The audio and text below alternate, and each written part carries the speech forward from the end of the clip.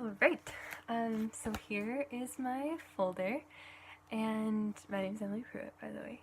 And in my folder, on the front cover of my word collage, it says medium teacher control, and I actually am a medium low teacher control. And the words that it says are positivity, safety, love, jobs, helping, supporting, and discussing. I think it's so important for students to feel included in the process of democracy and being one with the class, and also being on the same page as the teacher. So here is my first page, and it's the one where it describes my philosophy. And so I describe myself as a medium-low teacher, following the philosophies of Jim Fay and Curran and want to make sure I want to say it right, Mendler. And those include things like love and logic, delaying responses with students when you're fired up about something, so you give them a fair opportunity, being positive, giving student choice, also helping students understand that rules teach them responsibility and that they're a good thing, not something that prohibits them or stops them from being successful. Something for the teacher role and their responsibilities, my responsibilities, are to reinforce the rules and the procedures, so to provide reminders to help coach the students to know what to do, because it can be confusing at times, so just being there on their team. The second thing is being consistent. I think that's one of the most important things in working with students, is being consistent, because they see that you take what you've set up seriously, and also they can trust you. And then the final thing that I think teachers can do is have high love and high expectations. You can't have one without the other. And so if teachers can have that high love and pair that with their high expectations, then their students will be able to feel that they can succeed, and also that they're being pushed at the same time. Now, for students' roles and responsibilities, I believe that students should have responsibility for their actions. And since we'll have gone over the rules together, they can know, okay, this is what is expected of me, this is what I need to be doing or need to be working on. If they don't follow that, then they can be aware, okay, I didn't take responsibility for this, and this is what I can do in the future.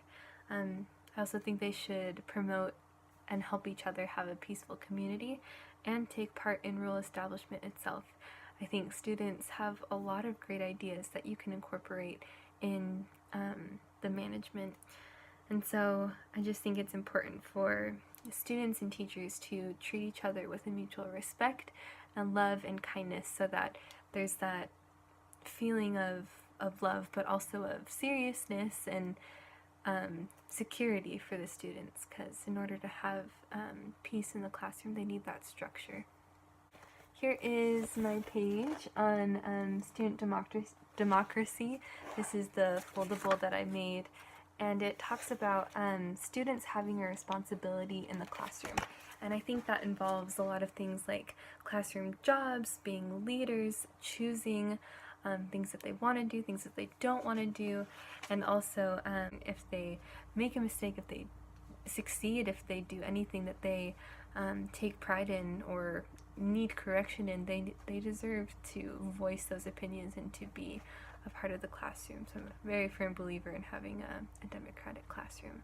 Here is my next page on student motivation. And so I believe that students have a huge responsibility in being highly motivated. And this can be done through intrinsic and also intrinsic means. Some extrinsic things that I've thought about are doing class rewards, having class discussions, and I think another motivation that can be extrinsic is for the students to see their teacher being an example for them. Because if their teacher isn't motivated and isn't showing them the things that they need to do, then of course they're not going to be motivated. And so I think one way that students can be extrinsically motivated is by the example of their teacher. As for intrinsic, I think that's a skill that needs to be taught, and I had some ideas to incorporate in the classroom, where we could have class meetings where we talk about self-esteem and we talk about all the things that we bring to the table, and there could be a spotlight student or things like that. Another idea would be for to teach the students how they can make their own goals and how they can set personal goals to achieve high things, and then to celebrate them when they do, and if they don't get there, to discuss, okay, what happened, how far did we get, and things like that, just so that they are aware of motivation and what role that plays, because I think a lot of times students just don't even know. Here is my next page, the rules and procedures page. And so some of the rules that I included are keeping your hands to yourself, being safe, raising your hand if you have a question. What was the last one? Oh, respect those around you. Rules will be established together with the students at the beginning of the year, and they will definitely have a say in what those rules should be.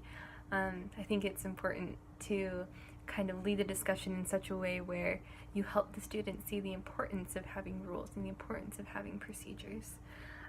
Some positive things that verbal praise, moving up in a management system, whatever that is. And something I think is really cool would be to write a note home to the parents to let them know that, hey, like, your student did something really great and we celebrate that. I don't think there's enough talk of students being caught doing good things.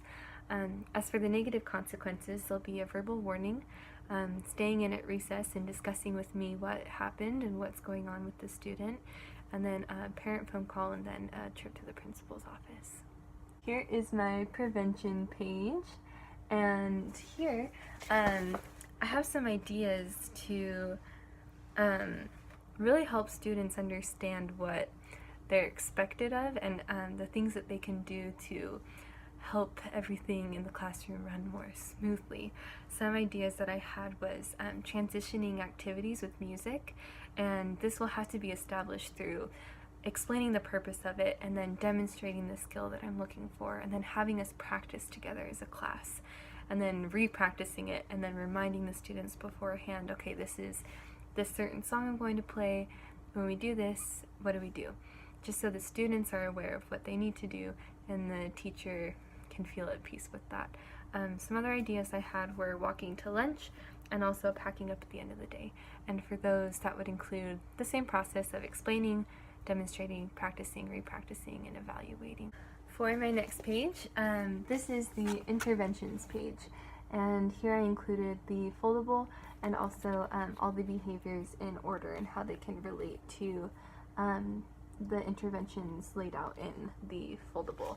And so, for example, if a student has a pretty mild behavior issue, like they're just playing with something or they're talking with their neighbor, then you can provide, or I'll provide, situational assistance to that student, where either I'll just ask them to put the distraction away or give a reminder of what our rules are.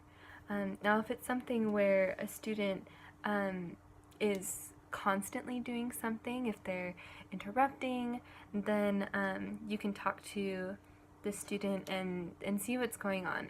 Now, if it's something of a chronic behavior where a student is constantly yelling, I think that really relies, your relationship with the student can really help that behavior. If you're angry at the student for yelling, then they'll probably be more inclined to act out. Whereas if you have a good relationship with the student, you can pull them aside and gently talk about what's going on and stay calm and see how you can help the student.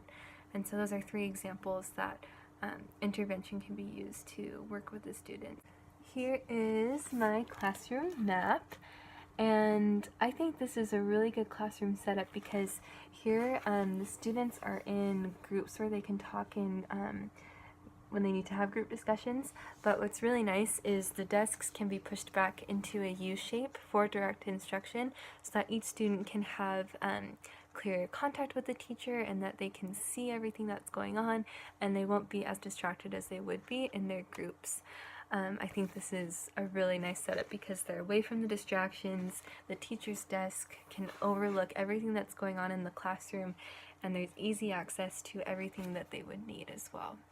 And then here in the back I have my classroom map narrative and my handouts from class, and also my personal philosophy and motivation paper. And that is my folder. Thank you.